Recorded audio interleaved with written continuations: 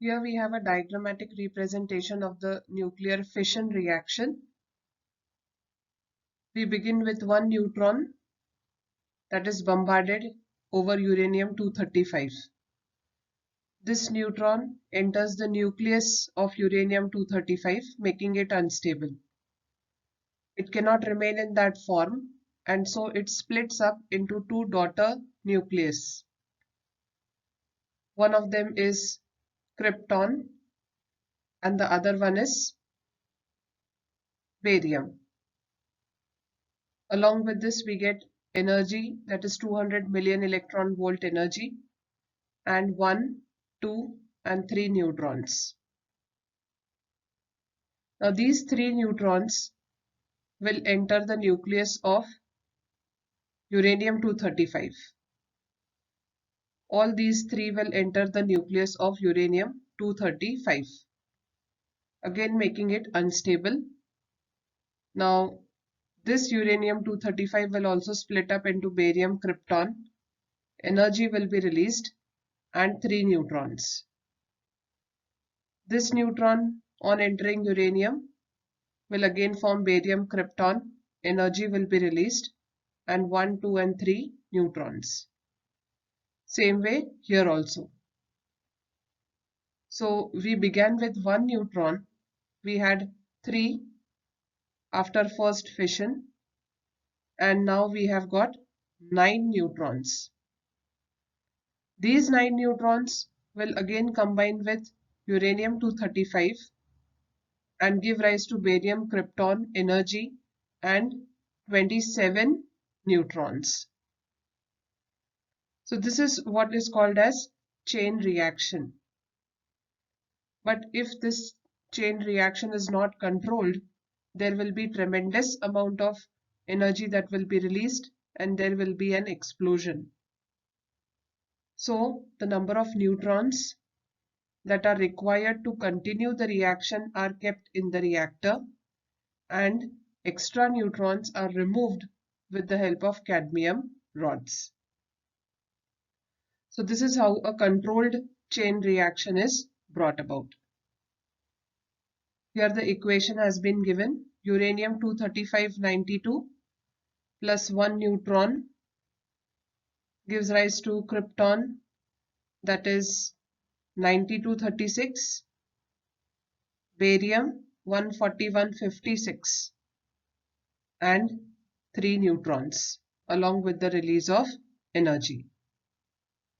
So that is the diagrammatic representation of nuclear fission reaction or chain reaction.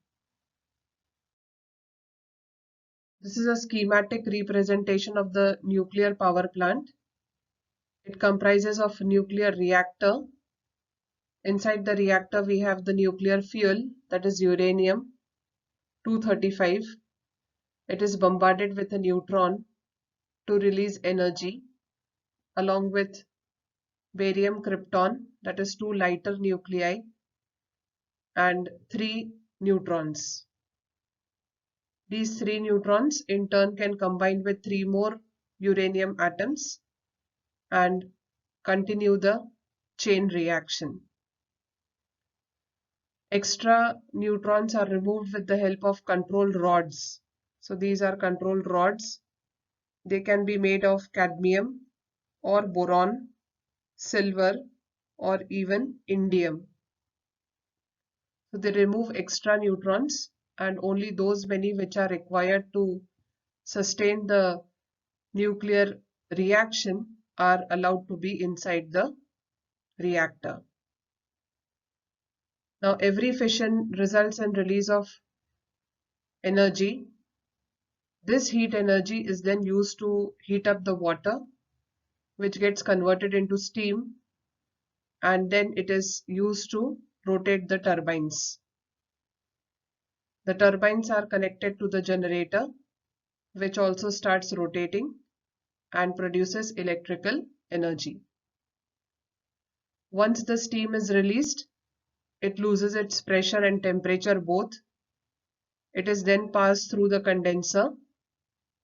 Through the condenser, water is continuously made to flow from the cooling tower, and all the heat in the steam is taken up by this water, which is then given off through the vapor through the cooling tower.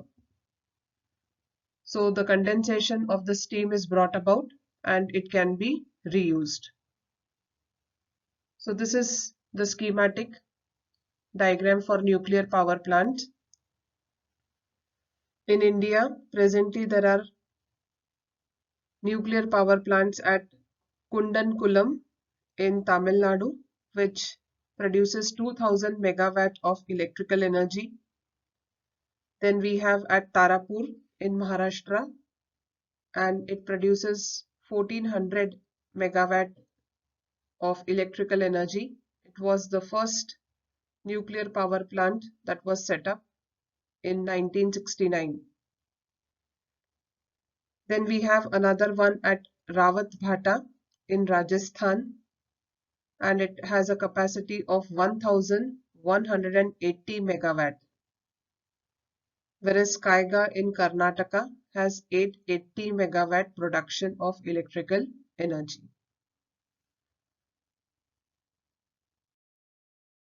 Problems associated with nuclear power plants. Nuclear power plants do not make use of coal or any other fossil fuel. So the problems of air pollution do not arise with respect to these plants. But there are certain problems associated with them, like the products after fission of nuclear fuel are also radioactive and emit harmful radiations. The products are called as nuclear waste. How to dispose the nuclear waste safely is a big challenge for the scientists. An accident in nuclear power plant can be very fatal. This is because the accident may result in release of very harmful radiations. So these two are the biggest problems associated with nuclear power plants. Firstly, that these substances emit harmful radiations, and after the reaction they continue to give out these radiations. So the disposal of the nuclear waste safely is a big challenge. Secondly, an explosion in a nuclear power plant can be very fatal, and it may result in giving out of harmful radiations which may be very dangerous for the population at large. Such accidents have occurred in Russia, in Chernobyl, Windscale in UK, that is Great Britain, and 3 Miles Island, that is in USA. So these are the 3 nuclear power accidents that have taken place in these 3 countries and have caused considerable damage. Still, with precaution, we can produce substantial amount of energy with the help of nuclear power plants. So we will end our session today here itself, and we shall continue tomorrow. Thank you.